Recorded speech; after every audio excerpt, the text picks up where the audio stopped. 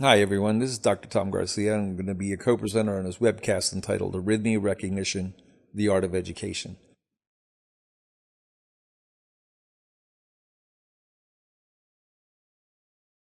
Okay, let's begin this section by reviewing the objectives.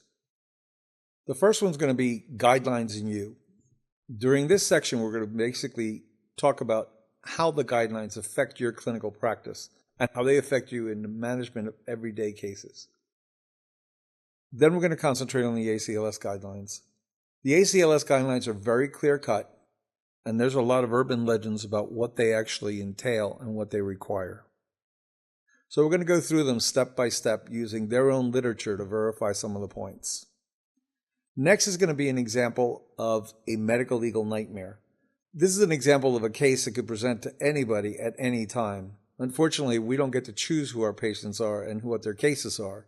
And this is a good example of what happens when you think you know more than you do, or that you're not responsible for the information. And this case covers examples of arrhythmias that many people think that they really do not need to understand. In the last part, we're going to discuss the paramedic guidelines. It's even amazing to me, after all these years of dealing with paramedics and paramedic organizations, how objective, how intense the standards are and the criteria that they are responsible for in evaluating electrocardiograms and the physical examination findings. We're going to delve much further into those details in that section. Okay, let's move on to the national guidelines section, or what I like to call the I told you so section, because every time I attend a conference or anytime I meet somebody who's in the medical field who knows that I have anything to do with electrocardiography or arrhythmia recognition, the same basic underlying theme always surfaces, which is that we're not expected to know about electrocardiography or about rhythm abnormalities. Our guidelines don't cover that. Well, if you're a medical professional in the United States, you're probably under the jurisdiction of at least one board or association that has written national guidelines. There's a veritable alphabet soup of these organizations out there covering every clinical field, specialty, subspecialty imaginable. Each one of these organizations has some sort of baseline standard of conduct and a minimum baseline level of knowledge that their membership has to maintain. But notice that these are minimum levels of information that they're focusing on.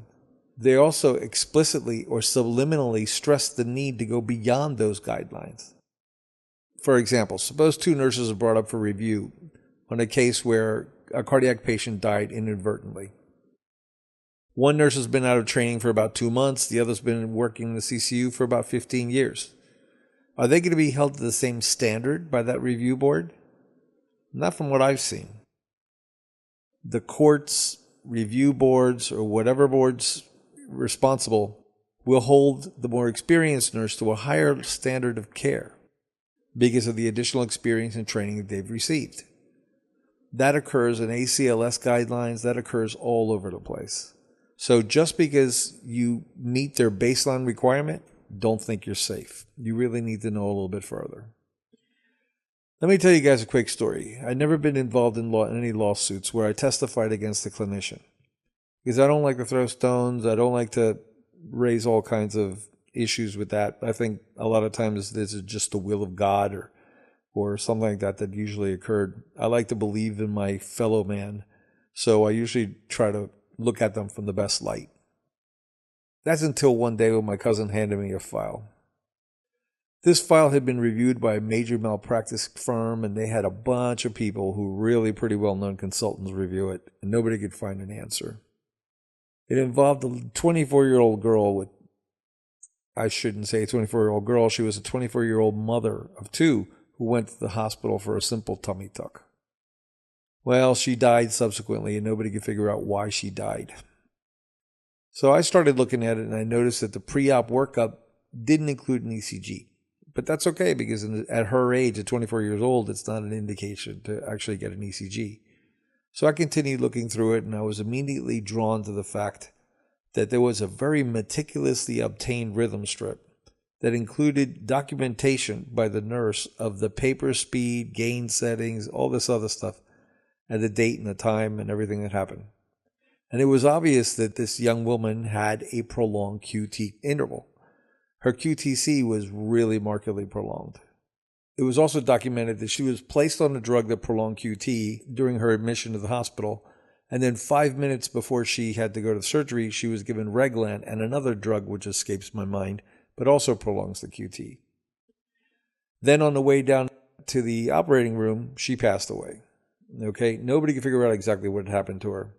But to me, it was fairly obvious that the woman went into some sort of torsade event and coded and wasn't able to be resuscitated from it. Then the situation becomes even nastier. My cousin invited me to go to this meeting where the surgeon was going to attend, and he had told me and pre-warned me that the man had a really big chip on his shoulder about medicine and about his role in medicine. So I walked in very calm and casual, and he was confronted about the obvious QT prolongation and his orders for the drugs that were given immediately after, his noticing that. His reply was, "I'm a surgeon. I don't really care about arrhythmias." Well, that didn't hit me really well, and I slowly turned around and said to my cousin that I would be an expert witness for him. I'm proud to say that 2 young girls have $3.5 million to help them on their education. It's never going to replace their mom, though, and I really just don't believe that a physician fails to understand that he had to be a physician first and a subspecialist second. And nobody should really hide from the fact that they need to understand electrocardiography and arrhythmia recognition. It should be part of every clinician's training, and it's something that if you don't get it right away, at least you should learn it over time. It shouldn't be something you should just blow off and say it's not important. Because you know what? There's a dead mother who's right now a pile of dust because some guy didn't realize that there was a prolonged QT interval and that he had to be careful of the drugs that he used. Some organizations try to get around the guidelines by not including them within their own guidelines. For example, I went crazy trying to find where it was documented in any nursing guideline that they had to have any kind of training in electrocardiography or rhythm abnormalities. And I found one small section that basically says they have to know what an EKG is and they have to know what a normal sinus rhythm is. But I figured there had to be more to it than that, so I ended up calling the nursing colleges, and they said that those guidelines are covered under the individual guidelines of their college, and also that the national organizations state that they have to be ACLS certified so that they would be held under those national guidelines and not one particular for nursing. Physician's assistants have amended physician guidelines. They have it really tough because they have to go to pretty high standards with the physician guidelines. Paramedics have very clear, concise, exact national guidelines, and we're going to review those a little bit later. Physicians are held under multiple guidelines, just as almost everybody is. There's a lot of organizations, and we are under the auspices of many of them. Okay, for example, let's say a cardiologist. Well, a cardiologist is under the American College of Cardiology. He's also under the internal medicine guidelines. He's also under the American Heart Association guidelines. So he's under 3 different guidelines that he has to cover. Each one of them gets progressively worse, and each one of them expects them to be going beyond those guidelines. So you can see how complicated that could actually get. Just remember, you probably fall among multiple of these organizations. You need to re-familiarize yourself with these proper guidelines for your particular groups. Don't just imagine that they don't pertain to you. They do. Let's take a look at the most common one, which is the ACLS guidelines. The ACLS guidelines that pertains to us up until this time are the 2010 American Heart Association guidelines for cardiopulmonary resuscitation and emergency cardiovascular care science. There are multiple sections to this. I'm only going to take a look at a couple of them because I really don't want to sit here and bore you to tears, but I just want to bring some information to light, which I think will be kind of eye-opening to a lot of people. In the Part 8 part, which is the one that includes adult advanced cardiac life support section, you have a lot of different guidelines. One of those guidelines is actually Pretty important. We've already kind of touched on this when we talked about philosophy. And it states, electrocardiographic and rhythm information should be interpreted within the context of total patient assessment. Errors in diagnosis and treatment are likely to occur if advanced cardiac life support, ACLS providers, base treatment decisions solely on rhythm interpretation and neglect clinical evaluation. So it's important to interpret these EKGs and the rhythm information on the whole patient, the history, the physical exam, lab values, everything that's associated with it. Now here's the main culprit that actually brings a lot of confusion to a lot of practitioners. ACLS professionals should be able to recognize and differentiate between sinus tachycardia, narrow complex supraventricular tachycardia, and wide complex tachycardia. Because ACLS providers may be unable to distinguish between supraventricular tachycardia and ventricular rhythms, they should be aware that most wide complex, broad complex tachycardias are ventricular in origin. Most people actually, when they think about that, usually understand this concept. That they'd have to understand what is an SVT, what's a wide complex SVT, and the fact that wide complex SVTs are usually ventricular in origin and is usually VTAC. That's fairly common knowledge, and everybody more or less falls back on that. And that's what I'm constantly quoted. I'm only expected to know that. But if you notice, take a look at the paper. The section that's immediately below it has a listing. That listing is quite inclusive. That listing talks about narrow QRS complex SVT tachycardias, QRS tachycardias less than 0.12 seconds, in this order of frequency. I'm not going to read the whole thing, but basically they talk about AV nodal reentry tach, okay? That's a pretty significant and advanced rhythm. They talk about accessory pathway mediated tachycardias, which are AVRT. That's the true terminology for an accessory pathway mediated tachycardia is AVRT, which is AV reentry tachycardia. They discuss all the atrial tachycardias, including the automatic and reentry forms. Multifocal atrial tachycardia. They talk about wide complex tachycardias, including VTAC, SVT with aberrancies, and Wolff-Parkinson-White associated tachycardias, and ventricularly paced rhythms. So they tell you to specifically cover AVRT. Does your book that you use to teach your students cover this information? Because if it doesn't, you're not matching ACLS guidelines. And remember, those are the minimum guidelines that you have available to you. So there's a lot of information out there that's really urban legend, okay? A lot of people think that they don't have to have that information, only the very basic, but that's not what they state.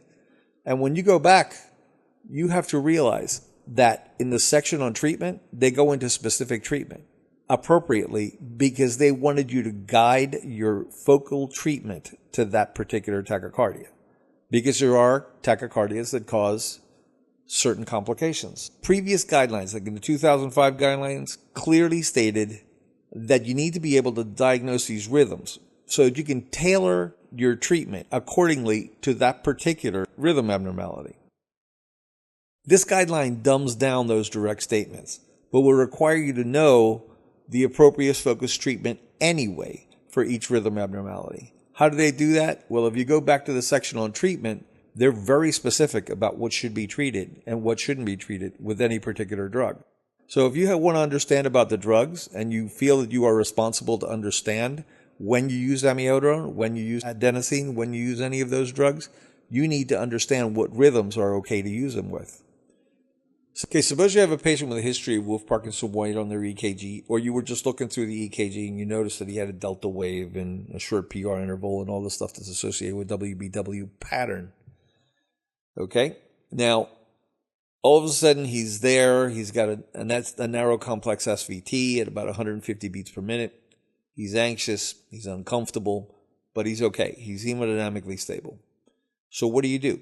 You don't feel comfortable about cardioverting him because you feel that that's stepping your boundary beyond where you should be doing it for this patient because he is hemodynamically stable.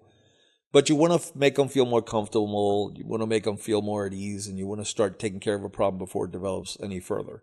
So you say, okay, let me give him some adenosine. Okay, is adenosine the right drug for this patient? Well, It isn't. Now, you found that out too late, though. Okay? You gave him the bolus, and all of a sudden the patient's rhythm goes into a wide complex tachycardia, and it's at 300 beats per minute. Okay, now what do? Now you got a serious problem. Okay? Now you try to cardioverт him, but the machine doesn't sync. It doesn't sync because he's going to 300 beats per minute, and you have an old machine, and it's not really picking it up well. So you have to defibrillate him. And he pops out of it. Thank God he popped out of it, because you were sitting there trying to figure out in your own mind what drugs you could possibly give him. In the meantime, you were scared to death. So it's a very hard situation to be in. So you were in real trouble. But after it's over, the guy's stable, you pat yourself on the back, you feel you saved his life, you feel like it's Miller time.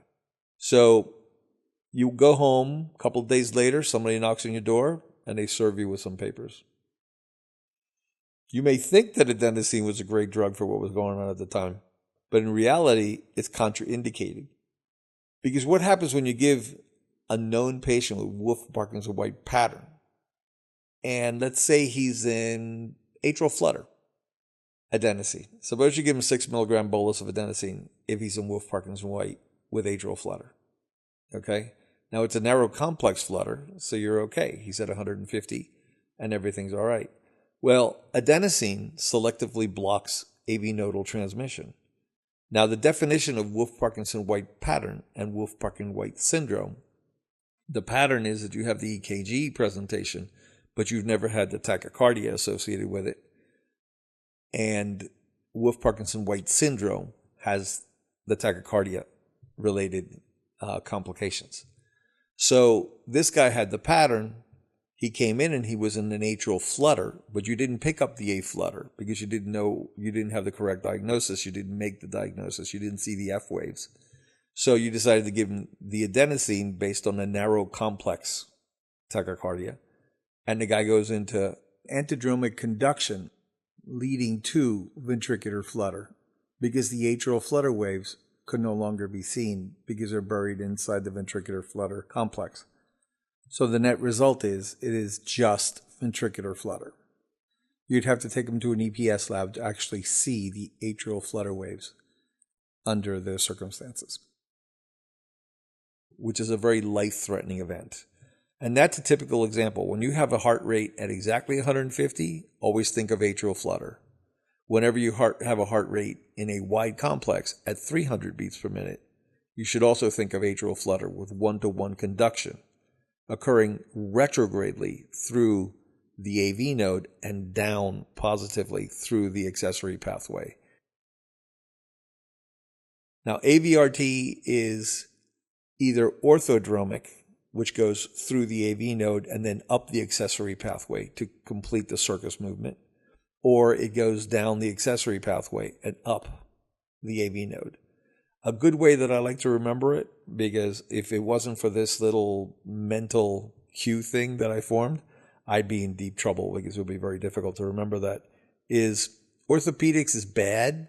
They're a little stupid, but they're okay. You know, they're nice guys, okay? They're fun to have a beer with, all right? But antidromic, the only thing that comes up to me with anti is the Antichrist. And I don't care about I don't think the Antichrist could ever be a good guy. I don't want to have a beer with the Antichrist, so, anti is bad. So that's the way I remember it.